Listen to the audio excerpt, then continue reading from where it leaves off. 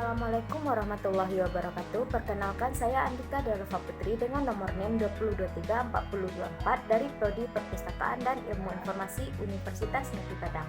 Baiklah, pada video kali ini saya akan menjelaskan mengenai akuisisi arsip yang dimulai dari pengertian proses akuisisi arsip, penggolongan arsip, dan retensi. Praktek mengenai seleksi arsip, penilaian arsip, dan jadwal retensi arsip. Pertama yaitu pengertian. Menurut Perka nomor 31 tahun 2011, akuisisi arsip adalah proses penambahan khazanah arsip statis pada lembaga kearsipan yang dilaksanakan melalui kegiatan penyiaran arsip statis dan hak pengelolaan dari pencipta arsip kepada lembaga kearsipan. Tujuan dari akuisisi arsip ini adalah upaya untuk penyelamatan, pelestarian, dan pewarisan arsip yang merupakan memori kolektif dan identitas bangsa. Berdasarkan fungsinya, arsip dibagi menjadi dua, yaitu arsip dinamis dan arsip statis. Arsip dinamis adalah arsip yang digunakan secara langsung dalam kegiatan pencipta arsip dan disimpan selama jangka waktu tertentu. Sedangkan arsip statis adalah arsip yang dihasilkan oleh pencipta arsip karena memiliki nilai guna kesejahteraan dan telah habis masa retensinya, berketerangan dipermanenkan yang telah diverifikasi. Dalam proses akuisisi arsip, arsip yang digunakan adalah arsip statis. Tahapan akuisisi arsip. Tahapan akuisisi arsip terdiri dari kegiatan monitoring, penilaian arsip statis, tahap pelaksanaan akuisisi arsip, dan serah terima arsip. Yang pertama yaitu kegiatan monitoring. Kegiatan monitoring dilakukan dengan cara penelusuran arsip yang memiliki potensi arsip statis di lingkungan lembaga pencipta arsip. Yang kedua yaitu penilaian arsip statis. Penilaian arsip statis dilakukan oleh lembaga kearsipan untuk menyeleksi arsip yang telah habis masa retensinya. Penilaian arsip dapat dilakukan dengan beberapa hal sebagai berikut. Yang pertama yaitu proses penilaian arsip statis berdasarkan pendekatan makro dengan mengutamakan tema sosial. Yang kedua, penilaian arsip didasarkan pada analisis fungsi organisasi. Yang ketiga, berdasarkan substansi informasi. Yang keempat, berdasarkan analisis karakteristik fisik arsip dan penilaian terhadap bentuk khusus arsip. Dan yang ketiga yaitu tahap pelaksanaan akuisisi arsip.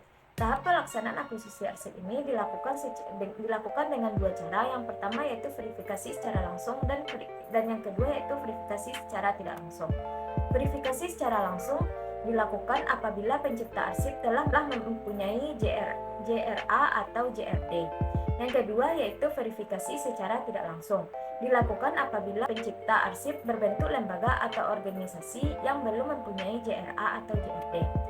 Yang keempat, tahap serah terima arsip. Tahap serah terima arsip statis merupakan sasaran akhir dari kegiatan akuisisi arsip statis yang melibatkan pencipta arsip selaku pihak yang memberikan arsipnya kepada lembaga kearsipan selaku pihak yang menerima arsipnya.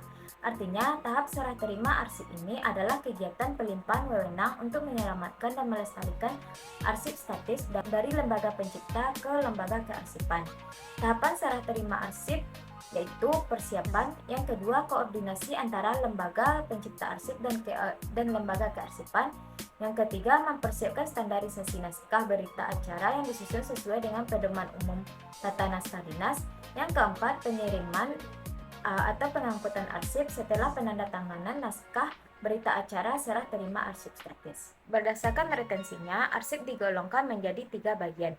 Yang pertama yaitu arsip vital. Arsip vital adalah arsip yang mengacu pada kumpulan dokumen atau informasi yang memiliki nilai atau penting bagi suatu organisasi atau entitas. Arsip vital adalah jenis arsip yang dianggap sangat penting dan berharga dan harus dijaga dengan hati-hati karena informasinya tidak dapat mudah digantikan atau diproduksi apabila rusak atau hilang. Kedua yaitu arsip penting. Arsip penting adalah arsip yang merujuk pada dokumen atau informasi yang memiliki nilai signifikan atau kepentingan yang tinggi bagi suatu organisasi atau entitas. Arsip-arsip ini dianggap memegang peranan penting dalam kegiatan operasional, pengambilan keputusan, pemenuhan persyaratan hukum, dan melindungi hak-hak kepentingan organisasi. Selanjutnya yaitu akan dilakukan praktek mengenai seleksi arsip, penilaian arsip, dan jadwal retensi arsip. Berikut ini, petugas lembaga kearsipan sudah menerima arsip dari lembaga pencipta arsip untuk dilakukan akuisisi arsip. Ini adalah box arsip yang telah diberikan oleh lembaga pencipta arsip ke lembaga kearsipan dengan nomor box B402. Selanjutnya, petugas arsip akan membuka box arsip ini untuk melihat arsip yang diterima.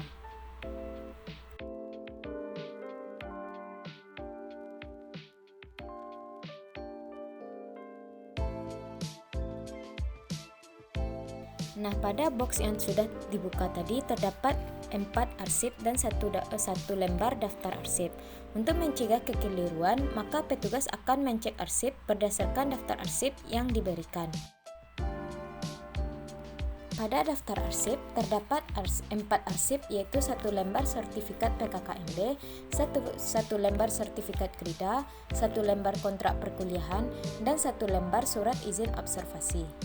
Selanjutnya adalah melakukan proses seleksi arsip oleh lembaga kearsipan dengan mendata arsip tersebut pada daftar arsip berikut. Yang pertama yaitu kita akan menuliskan nama jenis arsip, yaitu surat izin observasi.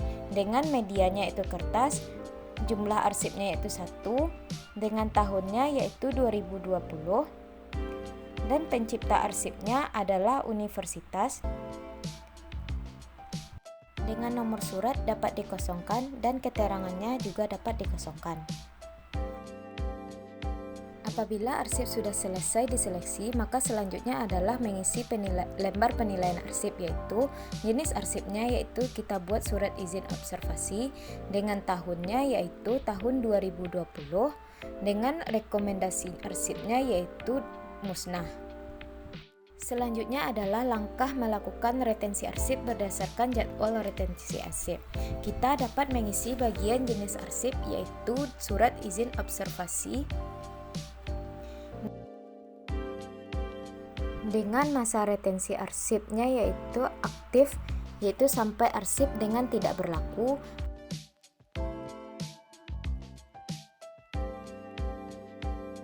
dan inaktifnya yaitu 2 tahun karena arsip surat izin observasi ini berkaitan dengan kegiatan administrasi.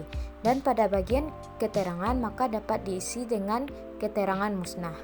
Sekian penjelasan mengenai materi akuisisi arsip dari saya. Apabila ada kesalahan dan kekurangan, saya mohon maaf dan saya sudahi dengan wabillahi taufiq wal hidayah. Wassalamualaikum warahmatullahi wabarakatuh.